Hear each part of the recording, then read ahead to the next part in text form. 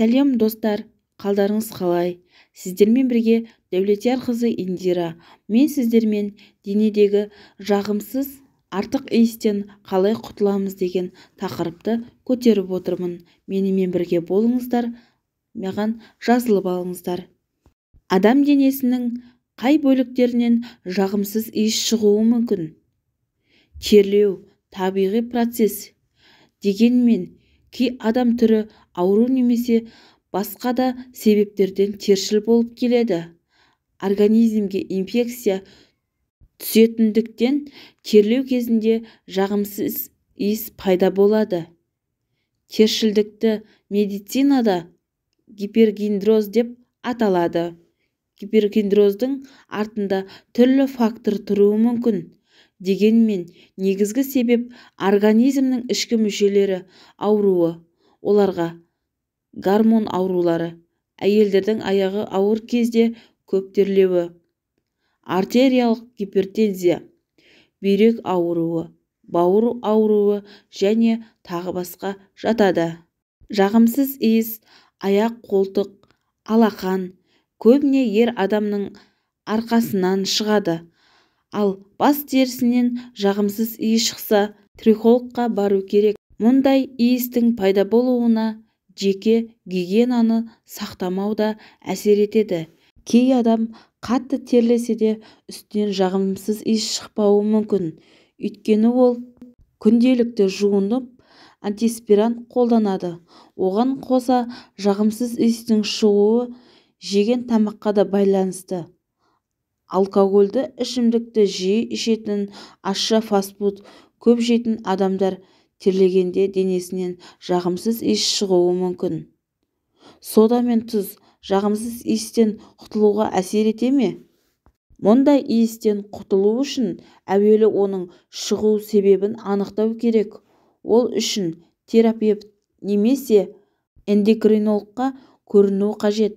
Дәрігерлер жағымсыз иістің шығу себебін тапқан соң антибиотик, вирусқа қарсы дәрілер, гормондар теңгерімсіздігін анықтаса, оны қалпына келтіретін дәрі жазып береді. Ондай дәріні маманның кеңесімен ғана қабылдау қажет. Үйде сода мен тұз арқылы иіс кетіруге тырысатын адамдар бар, бірақ одан нәтиже жоқ. Тұз бен соданы тек дәрігер кеңесімен иістен құтылуға арналған жалпы терапияның бір бөлігі ретінде қолдануға болады. Соданы жылы суға қосып, аяқты салып отыруға болады. Концентрациясында мұқият болу қажет. 1 литр суға 1-2 ас қасығы мен сода қосады. Соданың мөлшері бұдан көп болса, аяқ қызарып, зақымдануы мүмкін.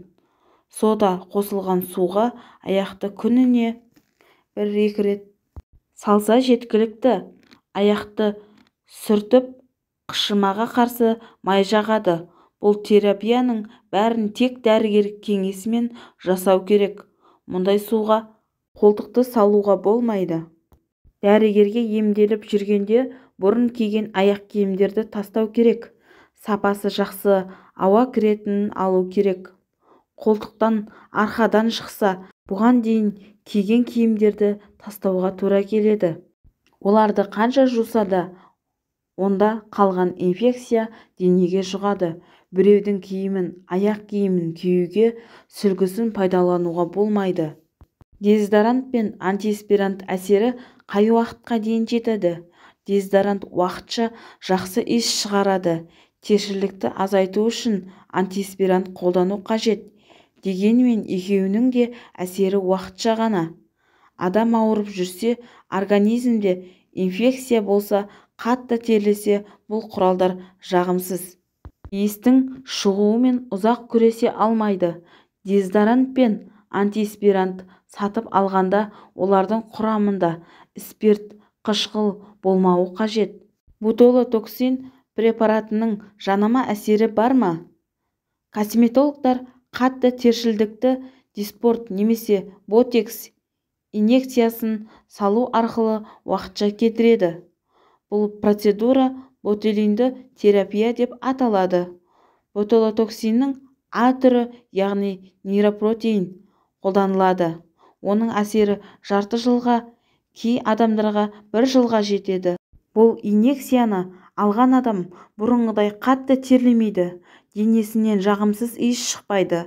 Адам терісінде көптеген тер бездері бар. Ботулотоксин препараты тер бездеріндегі импульстарды азайтады. Сол себепті адамда препарат әсері бар кезде тер пайда болмайды, немесе аз терлейді. Солай жағымсыз иістің пайда болуы да азаяды. Бұл препарат микродозамен қолданылуы керек. Оны жазда да, қыста да жасауға болады.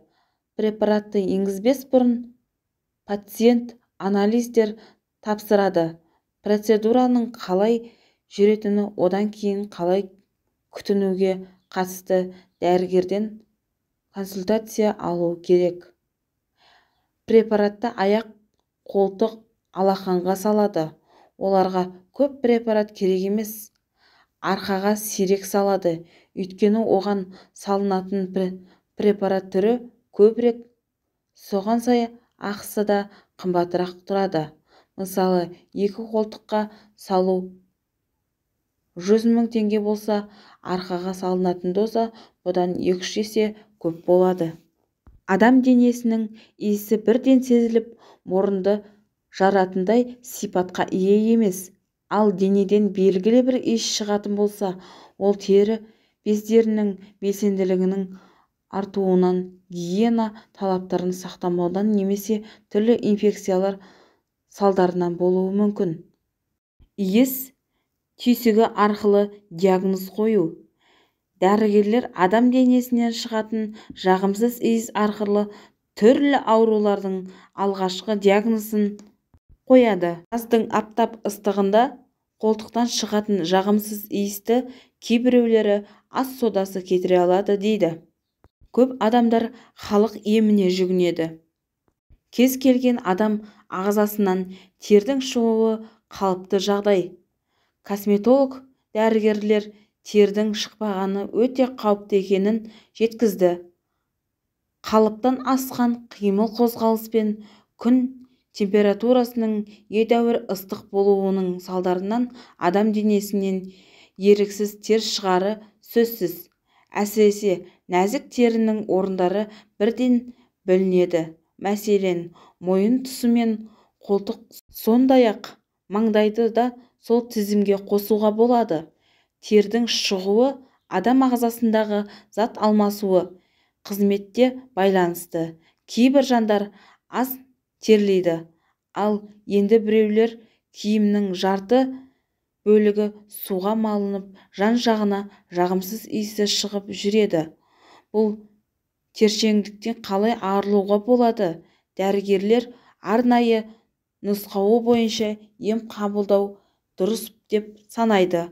Ал қарапайым үй жағдайында тершеңдіктен арылудың бірнеше жолдары бар екенін айтып өтсек, жылдың ыстық мезгілінде іске асар деген ойымыз. Бұл тершеңдіктен арылудың ең қарапайым әдісі. Қарапайым ас содасын таза суға араластырып, қолтық тұсына жақсылап жағып шығамыз. Бар болғаны 25 минуттан кейін салқын сумен шайып тастаймыз. Бұл әдіс күнделікті жасауға арналмаған, себебі соданың құрамында тері қабықшасына зақым келтіретін химиялық қоспа бар. Түймедақ шөптесін өсімдіктің дәріханадан сатылатын арнайы қорапшасын алыңыз. Ол сіздің қолтық тұсыңыздың жиі терлемеуіне көмектеседі. Сондай-ақ жағымды иіс келтіріп тұратын да қасиетке ие. Ол үшін дәріханадан алынған шөптің 3 ас қасығын 150 грамм қайнап тұрған суға салып, бетін бүркеп қоясыз. 1 сағат өткеннен кейін дайын болған сусынды қолтығыңызға жағып қойыңыз. Сонымен бірге түймедақты ванна қабылдап тұру да өте пайдалы. Хош иісті эфир майлары. Суға шомылу барысында ваннаға 3-4 тамшы кез келген хош иісті эфир майын тамызып, ұзақ уақытқа дейін жатасыз. бұл сіздің бүкіл денеңізден жағымды иістің шығып тұруына көмектеседі. Лимон тілігі. Жоғарыда аталған кеңестерді жасап отыруға мүмкіндігіңіз бен уақытыңыз тапшы болса, лимон көмекке келеді. Бір тілік лимон кесіндісін көбіне терлейтін жеріңізге жақсылап ысқылаңыз. Осы жуып шаюдың қажеті жоқ, есесіне терлеудің алдын алады. Дезодорант пен антиперспирант. Бұл аталған дайын косметикалық өнімдердің түрі өте көп және әрқайсысы әртүрлі әсер етеді. Дезодорант ары кетсе 1-2 сағатқа ғана сізге қорған бола алады, ал антиперспирант 1 тәулікке дейін құрғақтық сыйлауға қауқары жетеді. Тек сапалысына кезіккеніңіз ғана пайдасы мол. Жоғарыда атап өткендей, антиперспирантты күніне 1 рет қана қолдануға мүмкіндік бар, ал дезодорант сағат сайын себуге болады. Есесіне күн аяқтала салысымен сабынмен жуып тастауды кеңес етемін. Жоғарыда атап өткендей, антибиотиктерді дәрігердің рұқсатынсыз қолданбаған жөн. Тер мен жағымсыз иістен арылғыңыз келсе, күнделікті ванна қабылдап, аталған кеңесті бір-бірлеп жасауға болады. Ал киімде қалып қойған дақты мүсәтір нашатыры, спирті немесе су асқын тотығы мен соданың қосындысы кетіреді. Достар, сіздерге менің видеом пайдалы болды деп ойлаймын. Менің видеом ұнаған болса, маған лайк, пікір қалдырып, подписка жасауды ұмытпаңыздар, достар. Тағы да видеолар шығаратын боламын. Менімен бірге көріскенше сау болыңыздар.